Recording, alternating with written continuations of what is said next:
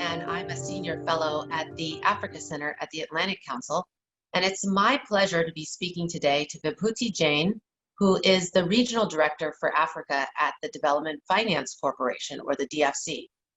And so welcome, Vib, from Johannesburg. I'm so glad you're able to join us today. Thanks, Aubrey. Nice to be here today. And what is your role at the DFC? So I'm the Regional Director for Africa. I'm based in Johannesburg, South Africa, and I cover all of Sub-Saharan Africa, so over 40 countries. And my role is to help grow our portfolio of deals and clients on the continent and to ensure that the transactions that we're working on proceed smoothly. Well, we've all been very excited to hear about this new program the DFC has to deploy African investment advisors across the different regions. And so really, we want to hear about this new program and how it's going to work.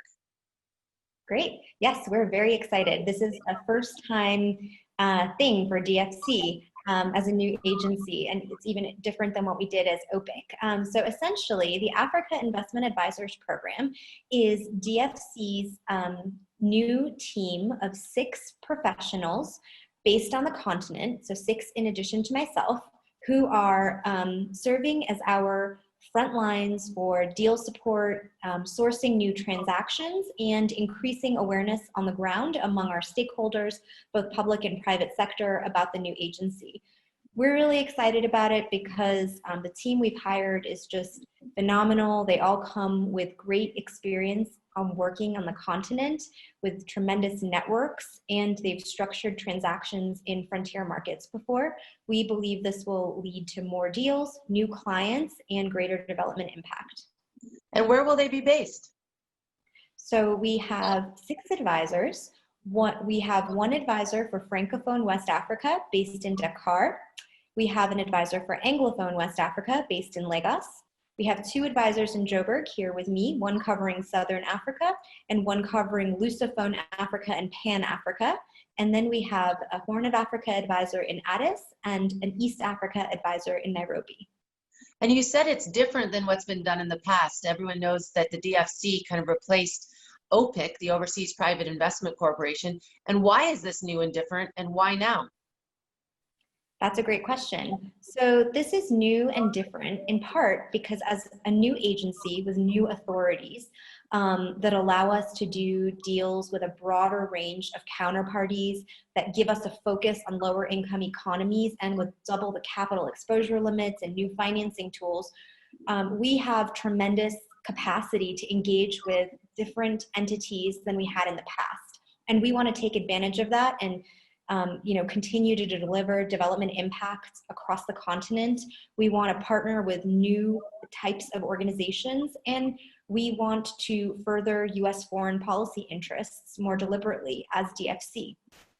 In the past, we have had various people out on the continent, but we've never had a team as extensive as this.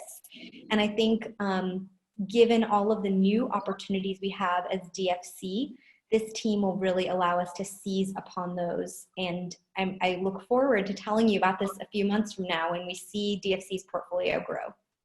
And what is your advice for companies and investors who want to engage with these Africa investment advisors? I mean, what are they looking for? And what are they not looking for? You know, we want to make sure that they get the right type of deal sent to them. So give some advice as to how people can engage.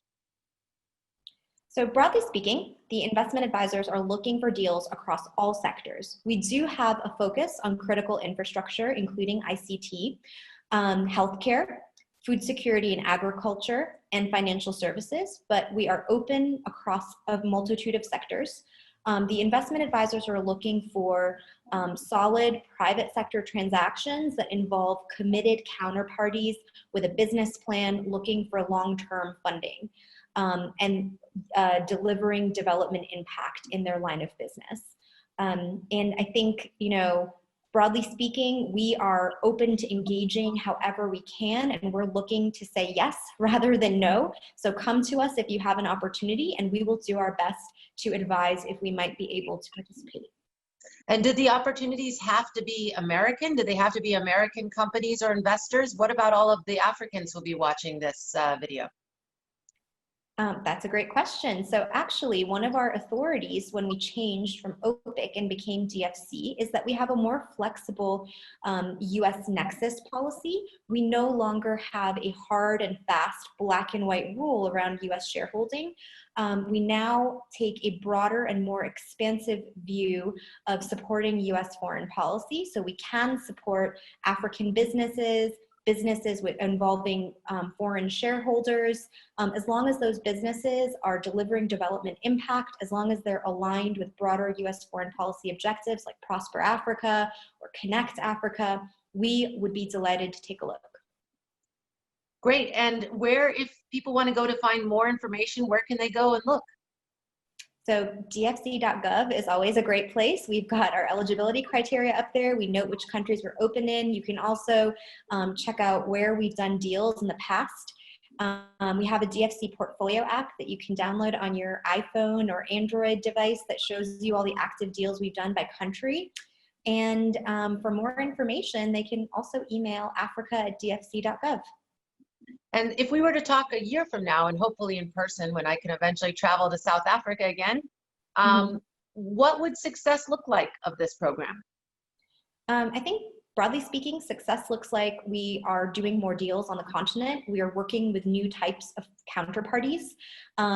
We're seeing the results of the transactions we're funding, and our stakeholders on the continent are aware that we're here, we're open for business, and we're committed to doing deals on the continent.